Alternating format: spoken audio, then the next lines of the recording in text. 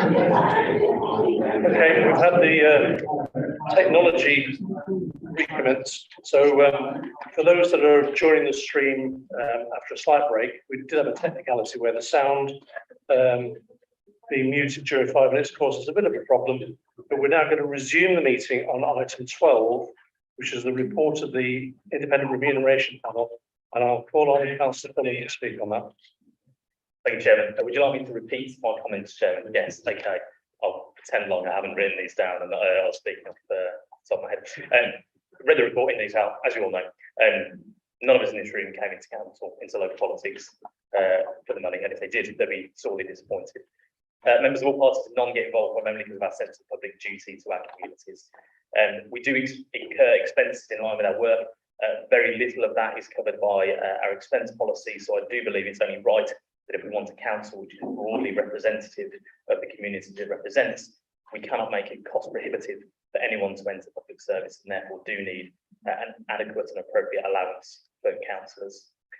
The report, Chairman, conducted by the external independent body makes it clear that we as councillors here in Lichfield District do receive a much lower allowance than similar councils up and down the country. The report also makes it clear that there are disparities in how those with extra responsibilities are remunerated, and also that we have chosen to freeze our allowances here at Lichfield District Council since 2019. It rightly recognises that councillors from across this chamber give of their time willingly, much of which goes unnoticed. Chairman, whilst I thank the IRP wholeheartedly for their work, and also those councillors who took the time to share their views with them, I cannot accept their recommendations for an increase in our allowances, as I believe the economic challenges facing our residents at this time. It is a time for us to show restraint, and therefore I move, Chairman, that this council does not accept the IRP recommendations at this time. Thank you. Okay, I understand that's been seconded by Councillor Norman. Yes, Chair, I formally second the proposal to preserve our right to speak with my name. Thank you. Okay, it's been proposed and seconded. Would anybody like to speak on the proposals before board? Councillor Ashley Yates.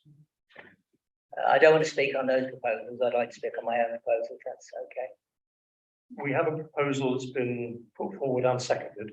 You by all means speak, but this is the one that we're now going to vote upon. I'll wait until we voted on that, but I'd also like to put something forward that we can vote on that proposal as well. Now's a good time to speak if you want to say something contrary to what's been proposed. Okay, Chairman, thank you. I welcome the report from the IRP and its in-depth findings. I know the time, hard work devoted by councillors in this room is sometimes overlooked, but it's also appreciated by many of our residents. While we get an allowance, we're all still aware that the cost of living is constantly rising, no more so than now. So any help towards our costs is very welcome. An example, one councillor told me they attend over 20 parish council meetings a year. That's a lot of petrol for which we don't get expenses. And this is just one cost.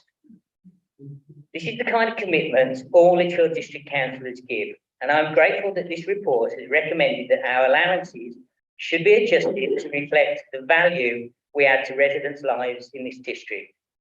I would like to propose we move the findings of the IRP report with one change. Paragraph 135 be removed, the amalgamation of the civic allowances. Thank you, Chair. Councillor Yates, you can't have two motions on the table at the same time. So we have one motion that's been proposed by Councillor Fuller and seconded by Councillor Norman. Once that's been debated, then it's possible to bring another motion forward. I've had indications to speak on this from Councillor Grange and then Councillor Marshall.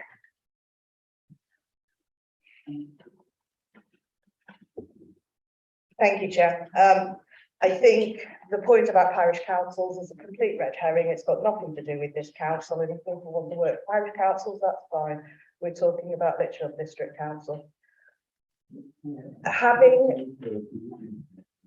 Responding to Ashley's point about people attending 20 parish councils, completely irrelevant to the allowances they get from the district council.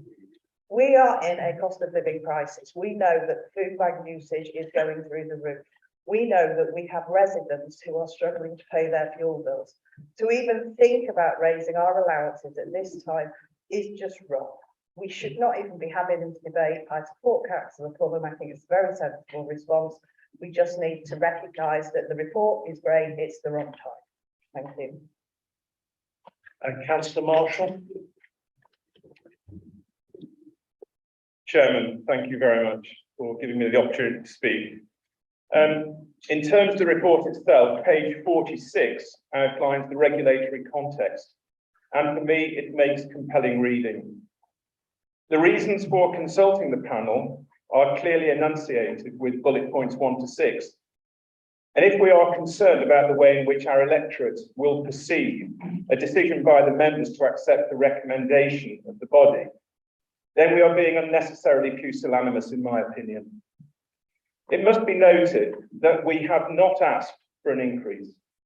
We are simply the recipients of a professional, painstakingly prepared analysis of the roles performed by the members of this local authority.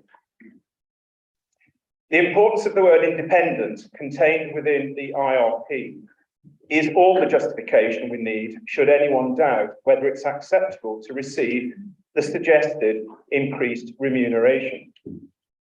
To postpone until after next year's local elections, if we were to do that, I think would be viewed as being disingenuous. Well, I know some may consider it politically expedient to do so. I'm afraid I don't. I have heard the arguments about cost of living pressures and this being a thoroughly inappropriate time. But there is seldom a right time, Chairman, for anything akin to this. There will always be detractors. It's the nature of the beast.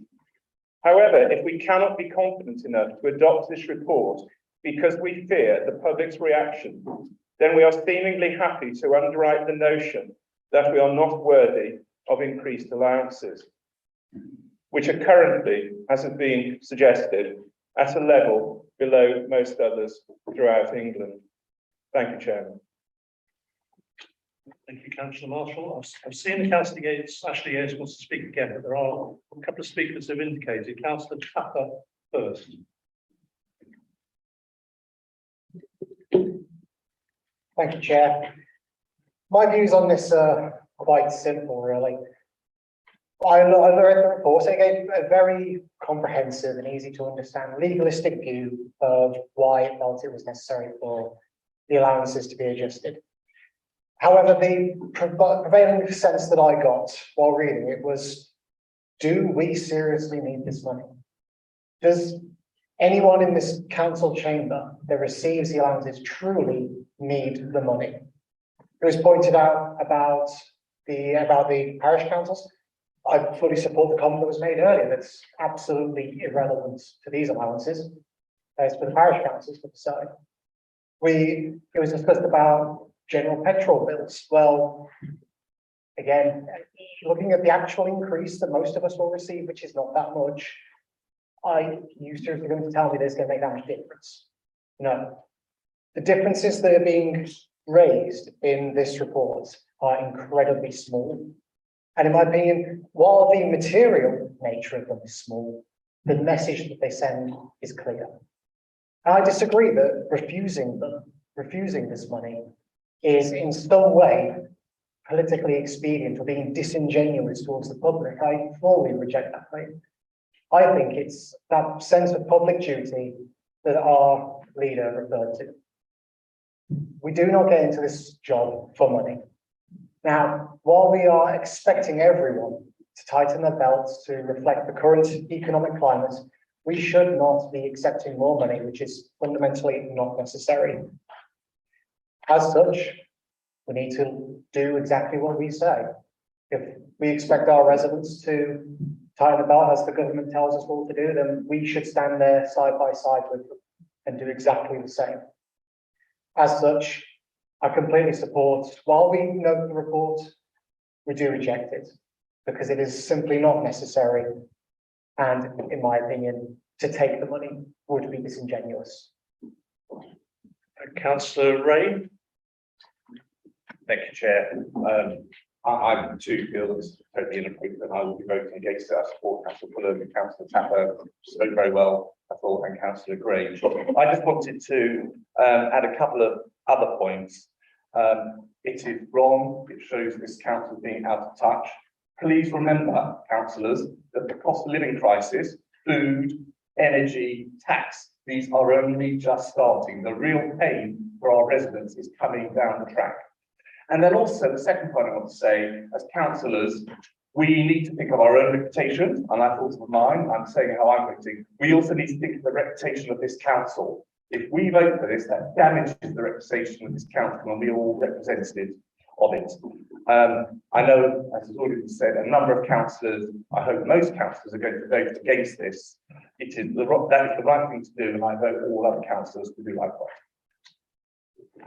Thank you. Councillor Ashley Yates did ask to speak again. I'm going to bring him in now. Thank you, Chair. It was just to reply to Councillor Grange, really, to just reminder that we are all residents of the district here in this chamber. And also parish councils, I think, would be quite unhappy if they didn't see their district councillors. We go to the meetings as a conduit between the district council and the villages and the parishes. So I think if we suddenly said, well, we can't go because we can't afford it, they'd be unhappy. But I know that won't happen because of the commitment that the councillors have to their parishes. So I just wanted to clarify that situation.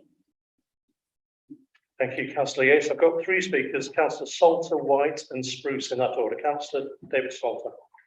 Thank you, Chair. I am inclined, I must admit, to support the acceptance of the remuneration panel, the IRP panel. For all the reasons that have been voiced from a couple of my colleagues here and others that I voiced to various people within the room. What I would ask is that whichever way the vote goes, that we must get the message out to our community, the message that's been firmly given by the IRP, that we actually do deserve more. We give a lot of our time freely. Our peer comparison chart, the peer comparison chart that they themselves created should be published. And let the people know exactly what they're getting for their money. And it's a lot more than most areas. Thank you. Thank you. Next is Councillor White. Thank you, Mr. Chairman. I can't top Councillor Marshall's comments. Beautifully, eloquently put, Councillor Marshall. Thank you. He reminded us well that this is an independent remuneration panel. And I would like to just put on record my thanks to the IRP for the work they do. I know that IRPs across the country often submit work to local authorities only to have it battered down with a tirade of criticism about how they don't understand the circumstances. It hasn't been the case this evening, but I'd just like to put on record my thanks to them for all their hard work. It has been the case over many years that we have found it difficult to evaluate the worth of councillors in this authority.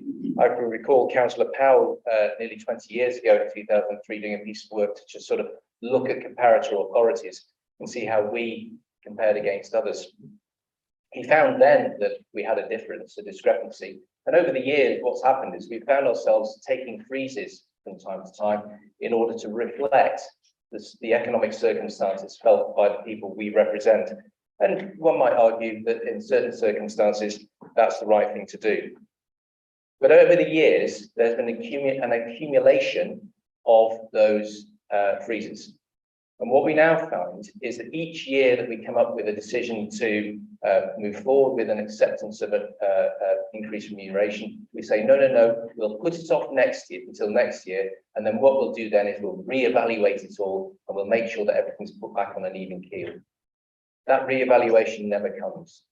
So if you vote with the recommendation put forward by the leader of the council, you're voting to accept it as it stands. And you have to acknowledge that you can't predict what next year is going to look like. And you can't predict that you are going to be in a position to accept a significant increase in order to catch up.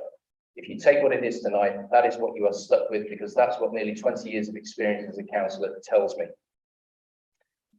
It is a possibility for all councillors under the Constitution, Part 6 of the Constitution, to choose not to take an element of their allowance if they feel it is inappropriate to do so for personal or political reasons. In fact, you don't even need a reason. The Constitution doesn't specify.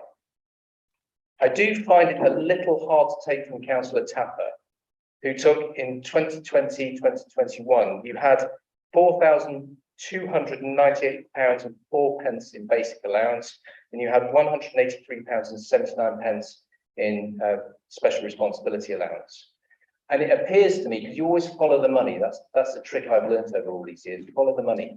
Has the councillor allowance come in under budget? No, doesn't appear so, and I'm on the Audit and Standards Committee, so I think I probably know, because under Councillor Spruce's excellent chairmanship, we go through the budget with a fine tooth comb.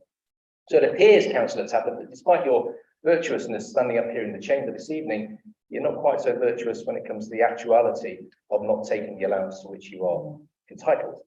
So we need to be a little bit careful about how we signal this. I understand the rationale put forward by the leader. That's reasonable enough.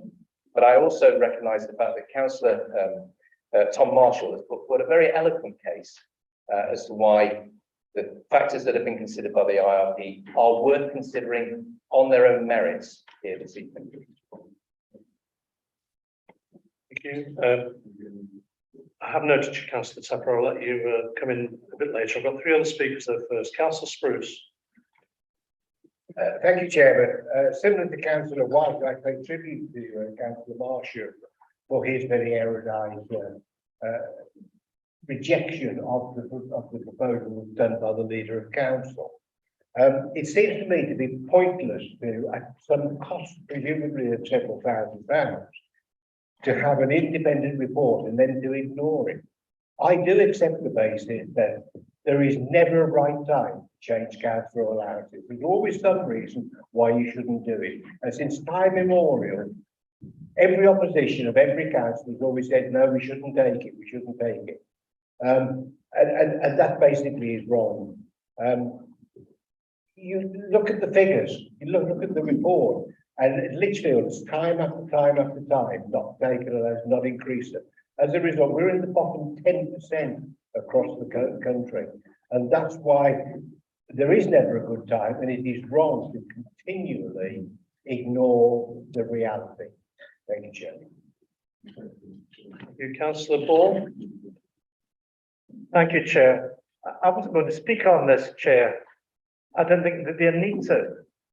I'm shocked and surprised at some of the speeches recommending that we accept these recommendations, especially the personal remarks that Councillor White made. I thought that was absolutely dreadful about someone who's standing up for his own beliefs to be then challenged and criticised at that personal level. I don't think we should be attacking people, we should be attacking policy. Having said that, I cannot accept this increase. I don't think any of us should. I think we should be having a named vote on this so that those who vote in favour of having this increase can be named and shamed. Because I think it's outrageous that we're even having this debate and considering having these increases when we can't even pay some of our staff the living wage as assessed by the Living Wage Foundation. I'd happily sacrifice part of my allowance in order to make that happen, and I hope the rest of councillors would do that too. I would be recommending strongly that we all vote for the motion proposed by the leader and seconded by the leader of the opposition. Thank you. Okay, I'm going to allow Councillor Tapper to come back in, and I've noticed Councillor Latham after that. Sorry? I think you've made a comment about Councillor Tapper, which I need to give him a chance to respond to. And that's the ruling I'm giving. Thank you, Chairman. I'll keep it very brief, as I understand that while we may not be breaking the rules of debate, perhaps we may be bending them a little bit. Now, to keep it very simple, I'm sorry that it's come to that, but I'll choose to believe it was just a misconception on my statements on your part. I'm not arguing against the council remunerations in total. No part did I say that we should not receive remuneration. In fact, it is necessary for us to perform our roles. I do not want finances to be a barrier to entry to politics. That would be completely remiss and completely opposite to what I said. What I'm standing here today arguing against is the report that we have in front of us for the changes to it. I don't think it should be raised. I make no apology for that, and I do not feel that's a hypocritical stance to hold. Okay, There are two more speakers, Councillor Strachan, followed by Councillor Latham, or Councillor Robertson as well now. And then, of course, we've got Councillor Norman, who has the right to sum up. I would say that I do hope that members can keep personalities out of this. We all want to get the right decision. I know it's an emotive subject, but if we can save having any personal comments about anybody else in the room. Councillor Strachan. Thank you, Chairman. This is a very difficult decision, and there are conflicting emotions quite clearly in the room. Indeed, I've been through a few myself since I first read this report, starting with disbelief, moving through rage, then reconciliation, and then after a series of correspondence, further rage. There have long been mutterings beneath the surface that those of us here at LBC have considerably lower allowances than our comparators at other authorities. And to see that being laid out in this report has confirmed that view. Chairman, I find I'm able to agree almost unreservedly with the majority of this report. And now that some roles, particularly those chairing scrutiny meetings, have fundamentally changed, it would be most appropriate to support those changes by increased remuneration. The same would apply for those chairing task groups who now find themselves busily engaged in the process of policy making at increased personal cost. Chairman, it is not in dispute, I don't believe, that our basic member allowance has lagged behind our comparators, despite some efforts in the past to address that. And it is positive to see this put by an independent body rather than it being a naked assertion by an individual councillor. I have two main difficulties with the proposal before us in this report, and those are scale and timing. On scale, while an increase of this order would solve the evidence inequality in one fell swoop, an increase of 10% or 10.1% all at once would force me, after any vote in favour of it, to move immediately that we amend the medium-term financial strategy, because it's a £24,000 increase, so we must do it as a resolution of the council. The council amending its budget on emergency notice to give its members a pay rise is, I hope members will agree, not a good look. I would be far more willing to support a stepped approach or a staged approach over a period of some years, with increases to member allowances at a pace which could be measured against the economic circumstances of the day and take account of all factors. But Chairman, that proposal is not before us today. Timing is my other difficulty. There is an ongoing crisis in the cost of living. I said at my medium-term financial strategy speech back in February, some wards in this district contain some of the most deprived areas in the West Midlands. Residents there are among some of the most vulnerable to changes in pricing. 4,996 residents in this district access direct support just to pay their council tax. And Chairman, I believe that's a key metric that we must consider when we look at this. Food bank usage is at a very high rate, and recently, Chairman, the Lichfield Food Bank, and I'm afraid I can't speak for the other four, had a call for action as their donations had fallen off, with even some of the more affluent donors feeling the pinch. We also heard today that the £800 a year energy price increase may have been far too low, with £1,200 per year being stated by the regulatory body as being far more realistic. And while there is a persuasive argument advanced by this increase's proponents that we too are feeling the impact of this, I have to remind them that this is neither a salary nor a pension. It's an allowance for costs and time spent performing a civic service.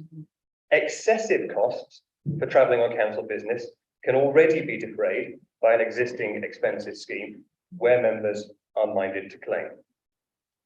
Chairman, you urged me not to name check councillors, but I'm afraid I have to name check Councillor White, who makes a beguiling argument that because we're behind our comparators and the empirical evidence supports that, we should accept this increase and that those who wish to can reject it by applying in writing to the Chief Executive. I'm afraid I cannot support his approach. Firstly, because it would require us to accept that we should take the full increase as a matter of principle, which I cannot. But secondly, because this places it as a matter of members' conscience. And this is a conscience issue, Chairman. I cannot, with my conscience, vote for this, knowing what I am likely to have to do with the community charge in future years. I would dearly love to see allowances at this council increase to catch up with our peers. However, to do so at this scale and at this time is, for me, inappropriate. Indeed, I feel it would be morally wrong. It would be an insult to our residents who are struggling to get by. It would be an insult to our officers who were restricted to 2% this year and who may be restricted to around 4 to 5% in coming years. And it would also not be doing the right thing by this council, who should really be spending our limited and precious monies on the communities we are proud to serve and not on ourselves. It's been said, Chairman, that there is never a good time, but there is certainly a bad time. And that is why I shall be supporting Councillor Pulling's motion. My apologies to Councillor Cox, who I'm going to call next. I thought you were indicating on behalf of Councillor Strachan, but you didn't want to speak, so I've got Councillors Cox, Latham and Robertson in that order now. Thank you, Chair. I will keep it brief because I think Councillor Strachan has seriously adequately provided the reason that we should support the motion by the leader. And the bottom line for me, it is about my own conscience. And my own conscience does not allow me to accept the report as we see it, when you know that there are people within our communities who are struggling. And it would certainly, on this occasion, send the wrong message. And that is why my conscience, I would not support a named vote. I don't believe it is about name and shame. I think it's about being honest with your own conscience, and whatever the vote is, that is it. But I don't think personally I could support a name vote, because that is not what we're here to do. We're here to debate, and on debate, we will make that decision. And to try and call out members, that is not necessarily the right answer. The fact that we are recording this is a message in itself. The community will recognise what the vote will mean and how it is. So it is my conscience that I would support the leader's recommendation. Thank you, Councillor Latham.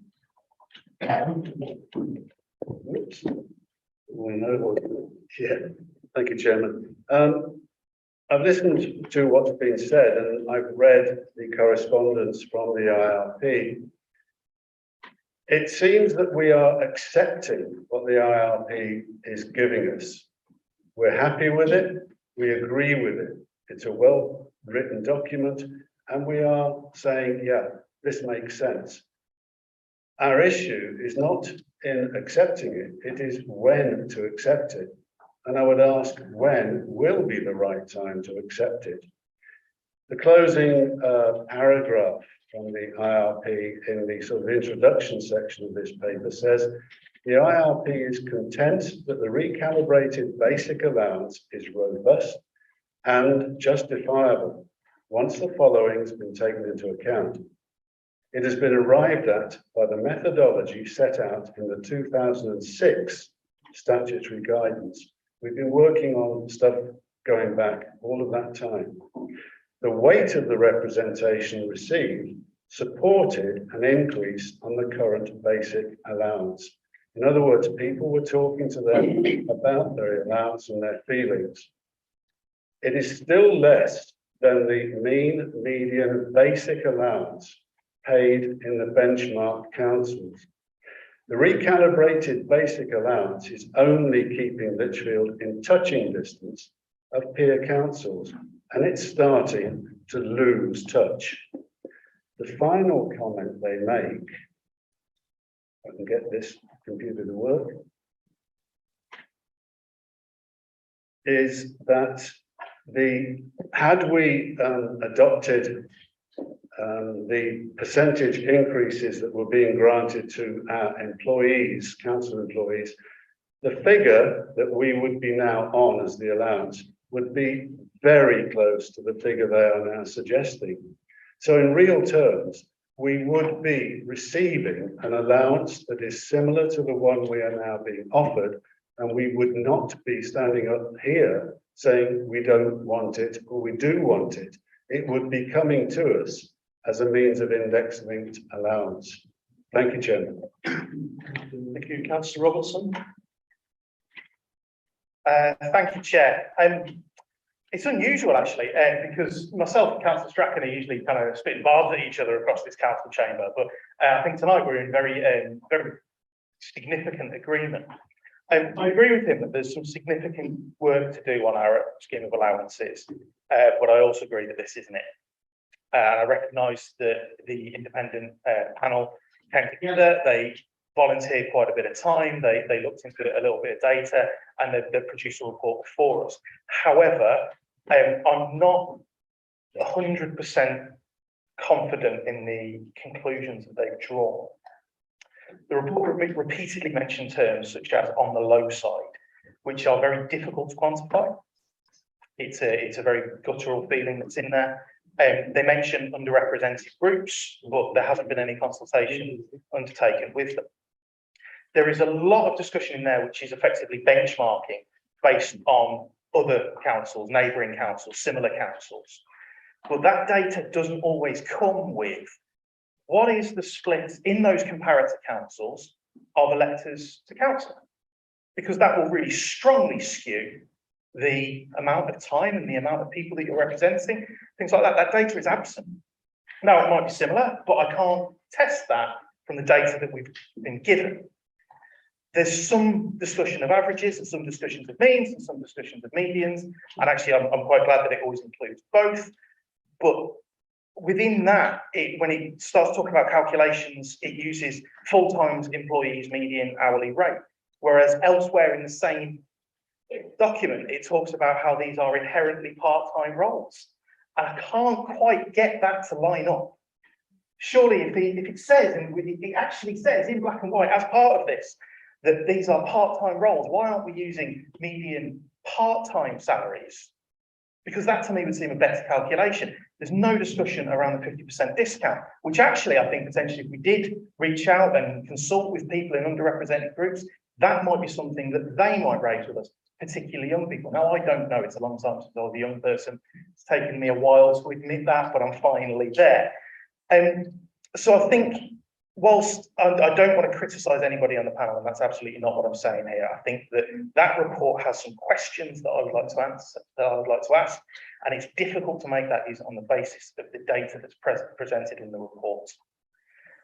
Following on from that, if I've got those questions about the basic allowance, given that all SRAs are calculated in relation to the basic allowance, it's difficult to follow. So the report says the leader's allowance is 3 times the basic allowance. So from there, the leader's allowance is off, which then means all SRAs are off because they're done in relation to the leaders. It just makes it very difficult. Finally, I think one of the points that was raised a little bit earlier on by Councillor Paul, and again, skirted around by Councillor Labour, we aren't paying the living wage to all of our employees. I know this is something we've discussed. I know Councillor Strachan is looking into this, and I support him on that, and I look forward to seeing paper where we can hopefully rectify that wrong. But if we are genuinely going to sit here and say that we are not going to pay the living wage to every single person that we employ, and then vote to give ourselves a pay rise before that happens, that is not something that I can make sit easily with me. So for those reasons, I'll be supporting what the leader says, and that also feels a little bit weird, if I'm really honest. So I hope there is a kind of further discussion about some of the things that I would look into on that. Although I do hope that in the fullness of time, this is something that can be looked at again, because I would agree with a lot of the councillors who've previously been to say there is some work that needs to be done. I just don't think this is it. And I think while we are in that situation where not all of our employees are getting a living wage, it's very difficult to justify this. Thank you, Chair. Thank you. There are 3 more speakers. I think it's important that everybody gets the chance to have their say. I've got Councillor A. Little, Councillor Firstable, and Councillor D. Ennis. So Councillor Alistair Little.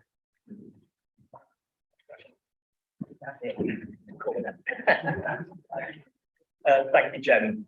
I'd like to put on my record my thanks as well to the IRP. They have written and made recommendations, all of which are under their remit. However, can I turn down the increase should it pass tonight? And can the CEO put that on record that I am the first to say that should it pass tonight, I do not want it. And that will be my email to be minuted tonight.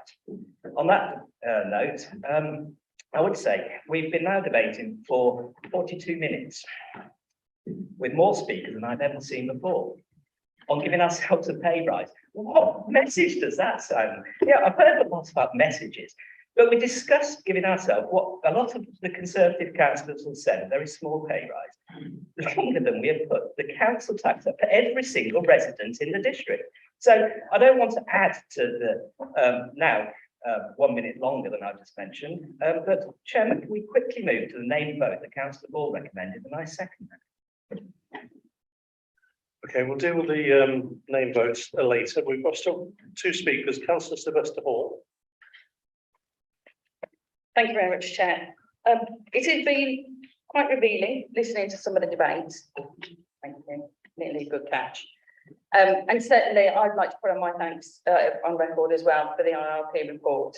To answer previous comments with regards to comparators, the reason that those peers are selected is because they are comparable. If we were to look at some of our other neighbours, some of those in metropolitan boroughs in particular, their councillors are likely to be receiving an excess of £20,000 in comparison to the 4,200 we currently do and 4,700 that we are this evening discussing. I would also add that if we are going to list all of the demands that are currently on place for all of us as residents, some of us in a more fortunate position than others, but equally I would ask that previous speakers should not assume that they know the individual circumstances for everybody who is part of this chamber. And at the same time, it is also a great pity that we did not put together a proposal that suggested that we had a staged and an incremental opportunity to try and restore some balance within the allowances. As well as that is also acknowledging that there is significant household finance support that is being put into place, that is being actually issued by the district council as well as nationally. So I think it's also right that we make sure that some of those support systems that are taking an awful lot of promotion at the moment to make sure that people who need them are able to access them and accept them, that is also an important comment that needs to go out and that the residents within this community are very much aware of. The last thing that I would say, and we have mentioned about the not making it personal, the name and shame. We don't want to necessarily make it that it is that part in a divisive community that we make it even more divisive. Collectively, we are acknowledging what is in the IRP report and that it is something that is appropriate because it is restoring some balance, and especially when we are much lower in comparison to other comparable areas, that we have an opportunity to put it right and we don't kick the can down the road, which is an awfully easy thing to do because it may appear better. Thank you. Thank you. Councillor D. Ennis. Thank you very much. I'm in support of the leader's proposal. I couldn't put it any better than Councillor Strachan. But I do have a different point of view with the report. Now, it's very easy to have a report that says comparable councils, and before this, the leader brought up and said, in reference to the levelling up, other councils look up to each other, and they're proud of what we do, and we're a council for them to aim at. So then maybe this report needs to say something a little bit different. These comparable councillors and these comparable councils that pay more money to their councillors, maybe they should have a report to say that they should be paid less. Because we do an amazing job. The allowance that we've got in the district that we've got, our record proves that, it shows that. As the leader said, other councils are looking to level up to where we are. So I've got a little bit of a different view on it. I think what we've seen is fair. Do I think it needs to be increased in this time? No. Could there have been a better proposal put forward? Yes, but there isn't, so not really a debating point with this. So I think moving forward, I think it's supportive of the leader. I think a report should go back to the other council, by all means, please write to them and say that their council should reduce theirs and put more into their communities and make it so they can level up to us, because they've got a bit more money in the pot. With reference to the name vote, I have a different view on that, and I will mention it because it has been mentioned. It's not unusual to have a name vote in this council. I've been involved in a few of them. If we're all standing here and happy to support how we vote, why not put your name to it? If you're not ashamed of it, why not put your name to it? It isn't about naming and shaming. It's about being a council that represents your areas and you being proud enough to put your name down to, this is what my residents would want. So I don't get that, but thank you. Okay, I did say we'll do the name vote later. Nobody else has indicated now, so I'm going to offer Councillor Norman the opportunity that he asked for at the start to reserve judgment and give his seconding speech now, if he so wishes. Thank you, Chair. Maybe surprised to know that I don't disagree with Councillor Alan White, Councillor Spruce, and some others that have spoken in favour of the rise. But the main issue still is the timing of it. I think Councillor Strachan made a particularly particularly bad by pointing out the cost of energy prices, that they're definitely going to go up, and the issue there. So of course it's never a good time, but there are certainly better times than this particular year. Individuals have made comments, but in the report itself, which is a good report, it's well researched, they've got the context, if members have read their way through, they can follow the links to other areas and the comparisons and why they are comparisons that are made there. I think it's all very important and gives the correct context.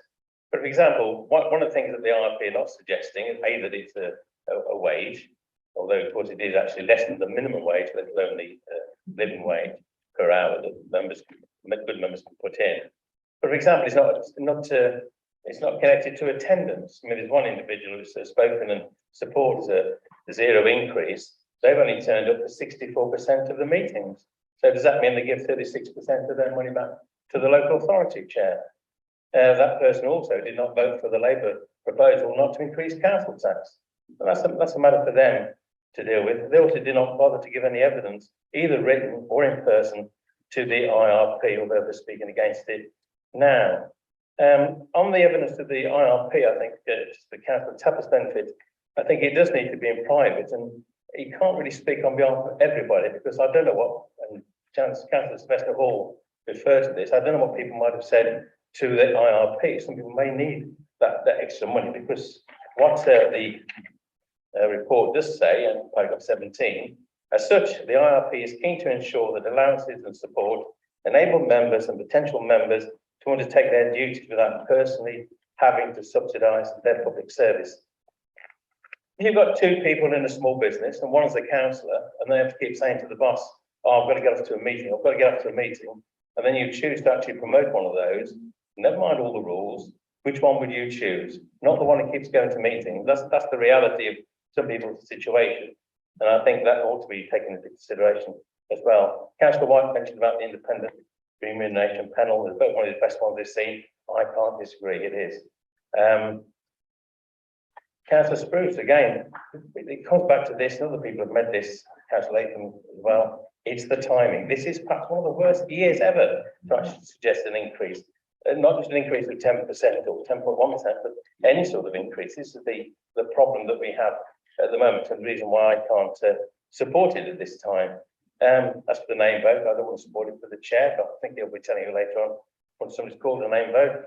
That's it, forget him with seconding and all the rest of it. But I'll let him break that to members after this. One of the key messages in the report says that reducing barriers to public service. Let's see now. If you don't mind being attacked on social, I don't care about it, but if you don't mind being attacked on social media by anonymous people, great, get to be a councillor. If you want to get the minimum wage, less than the minimum wage for what you do, great, be a councillor. If you don't mind being a district councillor and getting some remuneration, but also got these jobs, as Ashley Yates has said, about parish councillors, and many district councillors are parish councillors as well, or a school governor, some are school governors as well, or volunteer other things. And that's another thing that most of the governors, most councillors do, and that actually shows that you're there for public service, not just for the remuneration, which of course is quite small on the district council. The thing is, a theme emerging from the representation made to the IRP was that the current allowances payable do not fully compensate the work and responsibilities undertaken by members on a sufficient degree of leading members to live on. Members' allowances were never meant to be at a level to provide a living, at least at district council. I agree with all of that. As I say, it's really down to the timing of this year and what's predicted in the for inflation and cost of energy costs. It is not the right time. I will say, when I gave my evidence to the IRP, as I was asked to do, when it comes to what you think it should be, well, I'm not getting involved in that. I can tell you what other councils get, but I'm not getting involved. What I did say was the leader, not the individual, although this is nothing against the individual, but the leader of council should be certainly be getting more, because I know that what work is involved in being the leader of a district council. But we start picking and choosing like the remuneration for task groups and so on like that, it all gets a bit complicated. So it's going to be, as I say, I'm just going to second it. I've seconded and still support the motion not to approve it at this time. It's up to individuals how they vote, but I've seconded this proposal for that reason. Thank you, Jane. Okay, again, on a technicality, we have Councillor Bullen proposed this, has the right to sum up. I know he's proposed it twice. Does he want the opportunity or not to sum up? Chairman, this has had a really healthy debate and a wide variety of views have been expressed. I'll leave it at that. Thank you, Chairman. Okay, can I advise on procedure in terms of a name vote? The ordinary position is that it's a procedural motion for which there is a 50% majority. So I would ordinarily ask for a show of hands to see if that support was in the room. However, it is allowable for the minority group leader to call for a name vote. And I presume Councillor Norman wants to do that. No, I do not. Okay, so there is no call for a name vote apart from it's been proposed by Councillor Ball, seconded by Councillor Little. Can I have a show of hands as to whether you want a name vote? Could I ask those in favour of a name vote? Okay, those against? I think that's clearly lost, so there is no need for a name vote. Okay, we'll then move to the vote, and it's been proposed by Councillor Pullen, seconded by Councillor Norman, that the IRP report is not accepted. All those in favour of that proposal?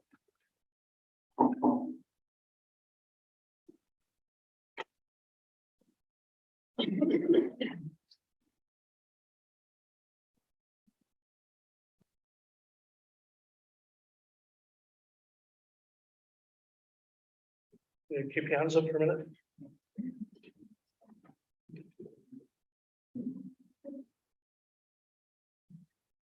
Yeah, we have a number. Can we have those against the proposal?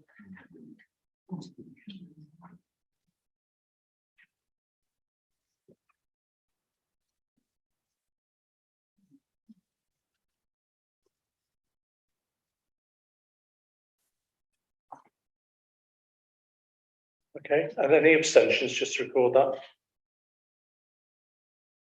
Okay, that's carried by a large majority. Okay, now, do members want to carry on with item 13, or do you want another break? Carry on. Okay. Item 13 then is the community governance review, and to propose that, we have Councillor Brian Yates. Thank you, Chair. I move that the draft recommendations of the Regulation and Licensing Committee as set out as Appendix A, summarised in section 3.13 of the report, be approved for consultation. Thank you. And is that seconded, Councillor Spruce? Yes, Mr. Chairman, I have pleasure in seconding. Okay. First indication to speak is Councillor Robertson. Thank you, Chair. I don't think this document is ready for consultation. I don't think the feedback from Lichfield City Council has been fully implemented, and as such, I would like to move an amendment to what we have before us. Primarily, it is, well, entirely, it is to add an additional point 4, 5 and 6 to the recommendations underneath paragraph 2.7. Those bullet points to read: curb reward to be comprised of 4 councillors, and then the corresponding correct value for the number of electors per councillor. Point 5 will read St John's Ward to be comprised of 5 councillors, and with the same provision that we get the correct calculation for the number of electors per councillor there. And point 6 would read that Lemonsley Ward would be comprised of 6 councillors. All that is doing is asking for fairness. The Chair's chaplain actually spoke about enfranchisement during his prayer for the meeting this evening. Now, due to some historical differences, which I wasn't here for, that long precede my appearance on this council, the number of electors per councillor in Lichfield City vary wildly. The most egregious of those variances are caused by Garrick Road Ward, which has been created as a single member ward with a very small number of electors in it. The proposals that we have pre my amendments made some change to that, and they deleted the Garrick Road Ward and dealt with some of the most egregious differences in the number of electors per councillor. However, they don't necessarily go far enough.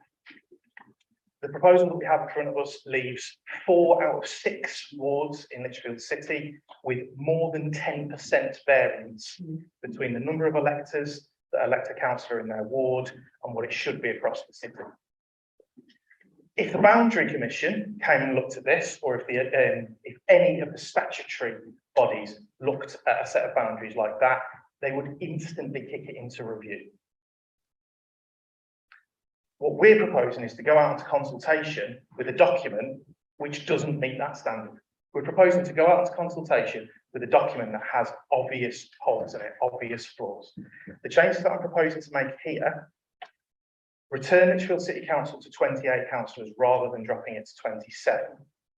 But crucially, brings all 6 of the wards that would then be completely coterminous with the district council wards. It will bring all 6 of them within 10% of that mean. That same proposal, if it went to the Boundary Commission or any statutory body which looks at these, wouldn't be looked at. If this was a district council and all of their wards are within 10% of the number of electors per councillor, the Boundary Commission will not come and look at it unless they are asked to by that district. So what I'm asking for here is to just finish this job, to make sure that we're going out to consultation to ask people to potentially improve on a good document, than potentially asking people and the city council and residents of the city to correct a hole that we can all see. So this isn't just about fairness, it's also deleting an enormous democratic deficit which is built into those variations per councillor. On that basis, I would like to move this amendment. Thank you, Chair. Is there a second for that amendment? Councillor Agatol? Okay, we're now speaking just on this amendment then. So the amendment that Councillor Robertson's proposed has been seconded by Councillor Agatol. Did you want to speak? I'd like to reserve my right to speak at the end of the debate. Okay, thank you. Councillor Lance. I'll stick myself. So I'll try and be brief, but I do wonder whether all members in this chamber are familiar with issues relating to the city council, our parish council. And I'm not speaking here to either oppose or propose what Councillor Robertson is saying. I'm speaking to put it in context.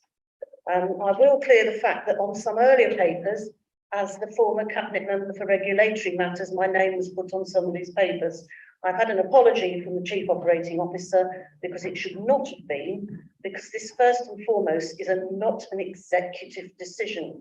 It is something that has to be carried out independently of all of us by, in effect, the officers, and it has to be done. I can't remember how many yearlies, 5 or 10, and it was late being done because of COVID, so now it's being done.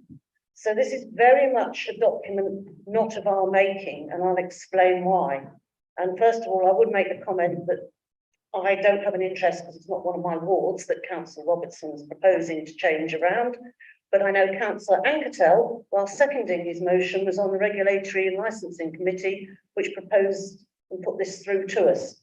So a bit of a tricky one there, I would say. But I think I can get us out of this room fairly quickly by saying that this, if you look at 3.5, when it reviews the consultation responses, this document, or this is the idea of the review, not these findings, have been out for consultation for the first time. And this document makes it clear that it is reflecting, it's not judging, etc. It is reflecting what came back into the officers.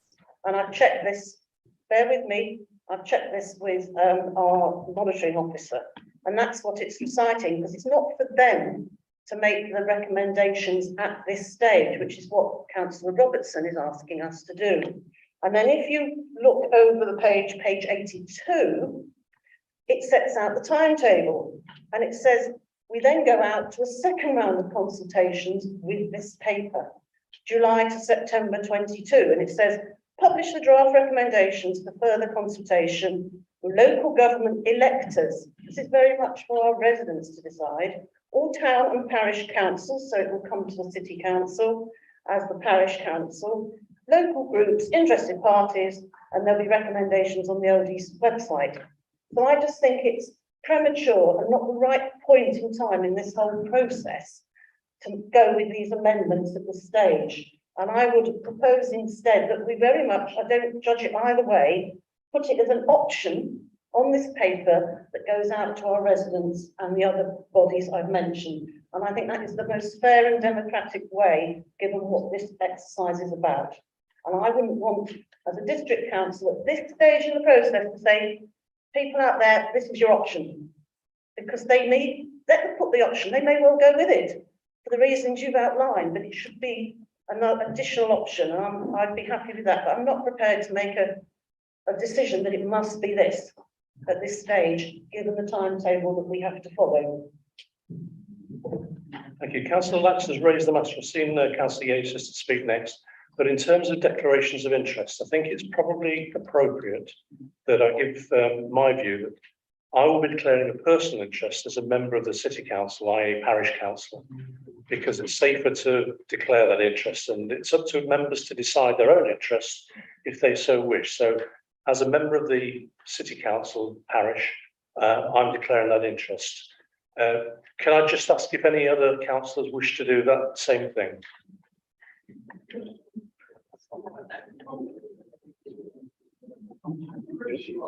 And that includes people who might be affected by the Longdon and Street 8 Bradley discussions that might ensue, if they want to declare that interest. Okay, so I'm assuming that the hands that are raised are all going to be declared as personal interests. So hopefully we've covered everybody in Longdon, Fradley, Street 8, Litera City. Okay, right, we have Councillor Yates who wanted to speak next. Thank you very much. Coming back to Councillor Robinson, you need to put that in writing to the monitoring officer. It will then come back to regulatory and licensing, who will look at it, then it will come before this council. I believe that's the correct way for us to do it. Can't make a decision tonight. Thank you. Sorry, Councillor Yates, just to correct matters, it can be a decision to amend the proposal, but what you're saying is it would then be the decision of the council to agree what came back from the consultation. We'll have to go back to regulation and licensing and back to this council. Okay, Councillor Robertson, did you want to respond to that? Yeah, that runs counter to every piece of advice that I've received from officers. Councillor Pullen. Chairman, thank you. It is helpful, and I'm not moving this as an amendment to this motion, because I know we can't do that. If this motion was to be defeated, I'll be more than happy to propose an alternative motion, which as it is an alternative, to make sure that Councillor Robertson gets it out there, but doesn't actually, as Councillor Lax said, or Councillor Yates said, won't replace what's been through regulation and licensing, but will offer it up as an option. So I'm putting that out there for members to consider if they were minded to defeat Councillor Robertson's motion. Thank you, Chair. Okay, We've had it proposed and seconded by councillor Anketel. Does anybody want to speak specifically about the amendment? Councillor Ball? Yes, thank you, Chair. I think I need to declare an interest publicly because I'm not just a city councillor, I'm a city councillor in the Cobber ward. But I think that councillor Robertson's proposal makes sense. I've actually read through the report that the officers produced for the Regulatory Licensing Committee. And in the appendix, there are several mentions of Cobber in that and Chadsmead. And all of those talk about having a more equal balance of councillors across the city. And I think councillor Robertson's proposal would meet those requirements. I'm surprised that the recommendations didn't come forward to regulatory licensing on that issue, because they were very clearly set out, as I read in the appendices of the report that went to regulatory licensing. Thank you. Thank you. Councillor Ball, can I just give some clarification on the interests? Interests are either personal or prejudicial. If they're prejudicial, then you're obliged to not involve yourself in the discussion and leave the room. If it's a personal interest, you don't. So there isn't such a thing as a public interest. That's a combination of the two, really. So I would suggest that as you've spoken, your interest is probably personal. Indeed it is, Chair. Apologies for confusion. Okay, the next person to speak is Councillor Norman. Yes, just to say that life is tricky as a councillor. I mean, it's tricky if you actually vote to increase council tax and then don't vote to increase their IRP, vote for the IRP increase. So I think life is tricky for councillors, and you have to be careful there about pointing this out. Somebody could happen to you. I'm not sure either whether you can just accept an officer's report in the way that we're doing if we think it is incorrect. What the main issue is, surely, is that fairness for all electors, that they have their fair representation, equal representation within that 10%. This isn't stipulated, as I understand it, in this particular situation, but it is for districts, and it certainly is for parliamentary seats. So that's the main thing. I couldn't quite follow Councillor Cullen's proposal. It sounded quite interesting. So I'm just going to leave it there, really, and see if others did follow it, and I may vote for, well, we'll see. Okay, there was an indication on this side, Councillor Stratton. Thank you, Chairman. A very brief one. It would appear that the reign of harmony that fell over Councillor Robertson and myself has probably ended. I can see the very clear merit of this proposal, but I would just point out to councillors that the primary paper that's before us, which we're not debating, but we may come to, has been through a detailed exercise with our officers, has made its way through proper scrutiny and regulatory and licensing, and is a fully formed proposal. I see the lapse. Are you impugning a committee of this council, Councillor Robertson? I cannot, because of that process, accept Councillor Robertson's proposal being the only submission of this authority. However, if his motion was to fall, I would be prepared to see it added as an alternative, as Councillor Cullen has already said. Are there any other speakers apart from Councillor Anketel, who's got the right to have his seconding speech shortly, who want to speak on this amendment that's been proposed by Councillor Robertson? No, I'll allow Councillor Anketel to speak. Thank you, Chair. I agree with Councillor Robertson's proposal. It is proportionate, it is fair, it is just. Councillor Lack says that I was the Regulatory and Licensing Committee which approved the proposal. That was because it was an improvement, given the 3 wards that were details were provided, and we all agreed because it seemed to be an improvement.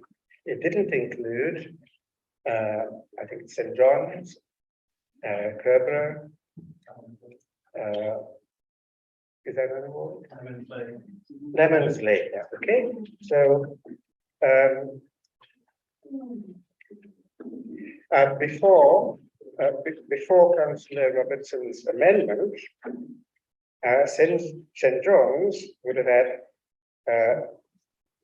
739 electors per voters per elector, per councillor. Previously, or what's coming before this council, before Councillor Robertson's amendment, it would be just 782 electors per councillor, an outlier way below. Kerbera, before this proposal, before the amendment, would have had 1,004 electors per councillor, an outlier the other way, far too many electors per councillor. And with this amendment, it would come down to Kerbera would come down to 837, well within the narrow average range. Bowley Park newly would have 849 councillors per elector. Stowe would have 985 electors per councillor, sorry. St. John's would have previously 782 electors per councillor, whereas with Councillor Robertson's amendment, it would be 939, well within the range. So Councillor Strachan says he isn't happy with one proposal going forward. He would prefer Councillor Robertson's proposal with the main one proposed, but he was quite happy for the main one to go through without the amendment. So that's a bit confusing.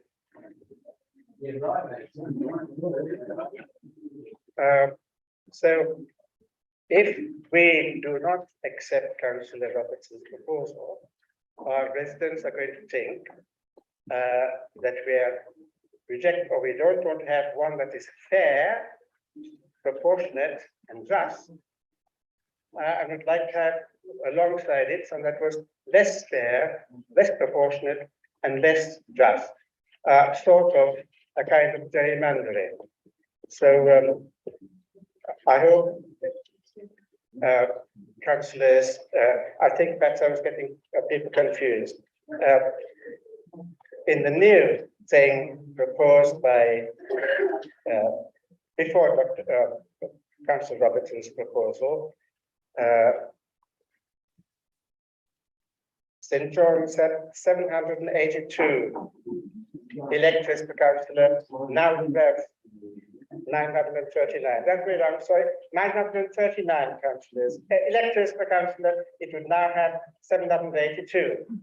Whereas Kerbera, if Councillor Robertson didn't have his change, would have had 1,004 electors per councillor. It should have more like 837 councillors.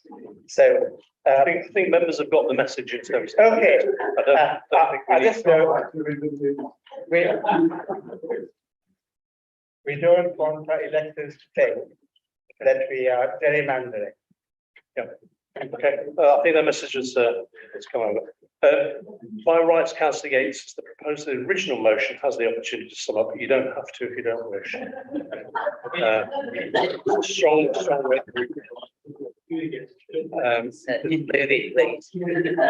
Okay. Can I conclude then you've had an ample opportunity to discuss that amendment proposed by Councillor Robertson and certainly seconded by Councillor Anketel. All those in favour of the amendment? That's a show against the amendment. That's quite clearly lost. I think the floor moves towards Councillor Pullen, who was going to make another amendment. Totally forgotten what it's going to be. No, Chairman, thank you for that. My proposal was merely going to be that in the recommendation, rather that we add an additional option, which was to reflect Councillor Robertson what he gave us earlier on in terms of, or instead of exchanging it, we will just add it as an additional option. Is the second amendment seconded? Is there somebody to second that, Councillor? I'm not seconding it, Mr. Chairman, but it's a material change to the recommendation, which really is not probably that it should be circulated, because otherwise we're not quite sure what we're voting on, because Councillor Robertson went on at length. His seconder, maybe more so. Well, I think we are quite clear from what Councillor Robertson was saying, that the amendment is to change the numbers of people at City Council to Kerborough to be 4 councillors, St John's to be 5 and Lemmers to be 6. That's purely and simply what's being proposed as amendment. It's now being proposed as another amendment that will be put forward as an alternative option to the consultation process. Is there a seconder for that amendment? Councillor Hone? Thank you, Chair. I second that. Apologies for not standing, Chair. I second the leaders' amendment. Does anybody wish to speak about the amendment we have now? Councillor Robertson. Thanks for the opportunity to sum up the previous debate, Councillor. We've just made what I consider to be a very difficult decision. And we've just chosen not to improve an obvious hole in the document that is going to have this council's name on it and it's going to go out for consultation. We are now putting the onus on this council to reach out to residents to make sure that we get the correct level of resident response, which historically this council doesn't have an amazing track record of. I think that is a fair comment. I'm looking forward to seeing the leaders' plans to reach out and ensure that we have a significant communication response on this, to ensure that, given that we've just refused to make an obvious decision and place the onus on our residents to make sure that every single one of our residents knows that we have absconded our responsibility to them. Councillor Lance? I would take issue with Councillor Robertson's descriptions of what we are doing this evening, because actually he's trying to preempt a document that should go out for further consultation. Councillor Pullen, our leader, has said it goes in as an option. If it's quite clear what he's saying, then you'd expect residents to say this seems the fair thing to do. But at this stage of the game, to say that we're not doing what we should be doing, I think is entirely wrong for an exercise that has to be carried out in accordance with rules that thick. And it's not for us to dictate to our residents at this stage or say we know better at this stage. Let them read it for themselves. We will obviously do what we can to consult, and he will have that right, as will his ward residents and all the other residents and the parish councils affected. Let's not forget that. They have a huge part to play in this city council because they're the affected wards by this proposal. So let's follow due process and the timetables and procedures laid down for consultation. Then it can come back here and we can look at it again. And I'm sure people, having listened to the debate tonight, may understand it more if it's not affected you yet. Any other discussions of the amendments been put forward? No? Okay, we have a second amendment, which is the one that Councillor Fuller has put forward, that this other alternative goes forward for consultation. All those in favour? Those against? That's quite clearly carried. Thank you. We go to item 14, which is questions submitted by members. The answers have been circulated by email, and those members who submitted questions are able to ask one supplementary question. The first one that was asked was from Councillor Evans. I notice the emphasis on one, Chair, and that's what I intend to do. Yes, I understand what has been said here, but in view of the fact that this council is encouraging as many people as possible to visit Lichfield, can we therefore be assured that the guarantees of safety will be met?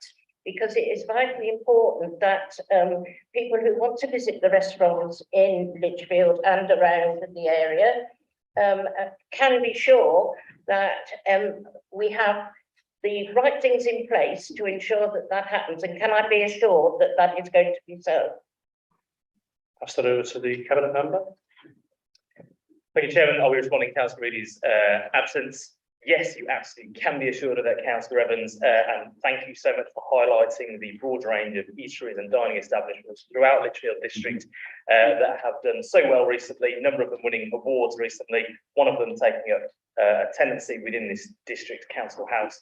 You absolutely have what I have every day in our offices that will continue to do a sterling work in ensuring they are fit and proper for us to eat and drink in. Thank you. We have a second question from Councillor Norman. Could the cabinet member will the cabinet member agree with me that the availability of extra vouchers in the leaflets that people have had to the doors is on the website and in news releases? So therefore, nobody should have an excuse not to ask for an extra bag, whether they're a councillor or a member of the public, if they need one. Yes, I rest assured it is on the website, and we will be doing obviously, various engagements over the week, so. Thank you. That concludes item 14, the two questions that were raised. Item 15 is the exclusion of the public and press. We now come to a confidential item of business, which requires me to read out the following. That as public publicity would be prejudicial to the public interest by reason of the confidential nature of the business to be transacted, the public and press be excluded from the meeting for the following items of business, which would involve the likely disclosure of exempt information as defined in paragraph 3, part 1 of Schedule 12A, of the Local Government Act 1972. And that will bring the live broadcast to an end.